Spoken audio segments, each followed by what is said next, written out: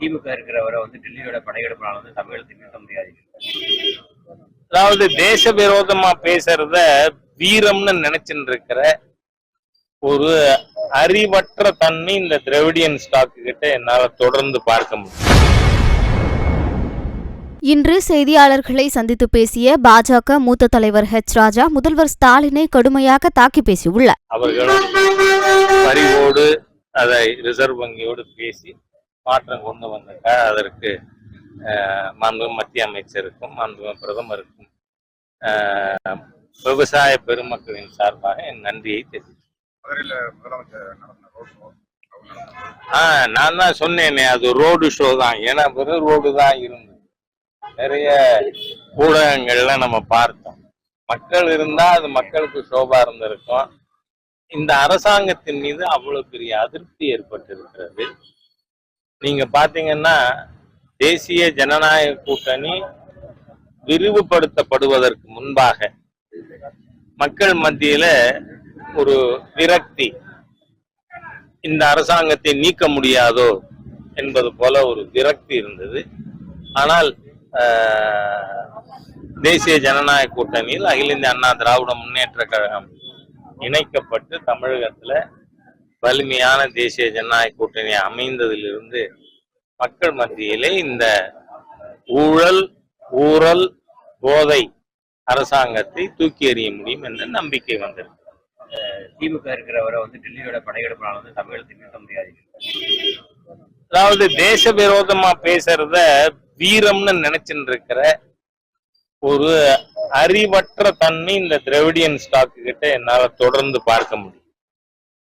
என்ன படை எடுக்கிறாங்க, நீங்க எதுக்கு தயாராயிருக்கீங்க, ஆகாஷிக்கா பிரம்மாசுக்கா, எனக்கு ஒன்னும் புரியலையே.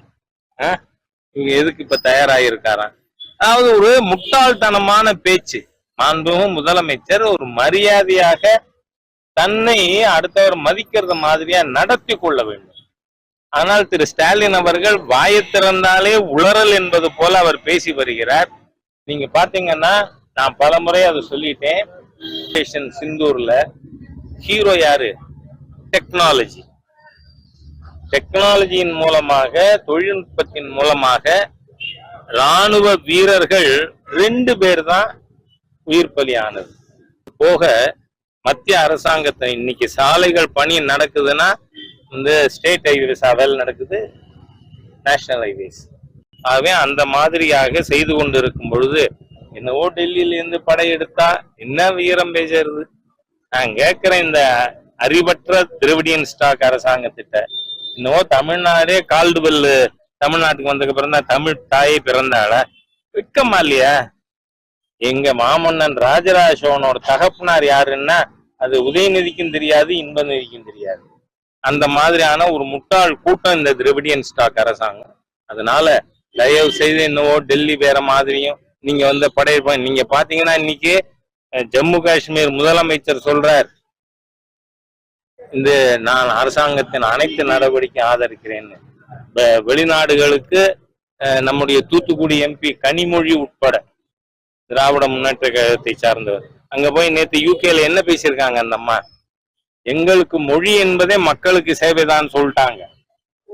என்ன அந்த அளவுக்கு இன்னைக்கு சல்மான் குர்ஷித், சசி தரூர், கனிமொழி எல்லாருமே உண்மையை புரிஞ்சிட்டு இருக்காங்க. இவர் என்னவோ டெல்லி படையெடுத்தா என்ன பண்ணுவீர், என்ன பேச்சு? தயவு செய்து அறிவார்ந்த பேச்சுக்கள் வேணும்னாவது புரிஞ்சுக்குங்க. முட்டாள்தனமா பேச வேண்டாம்னு பளிச்சுன்னு சொல்ல விரும்புறேன். செய்திகளை உள்ளது உள்ளபடி தெரிந்து கொள்ள ரெஃப்ளெக்ட் நியூஸை சப்ஸ்கிரைப் பண்ணுங்க.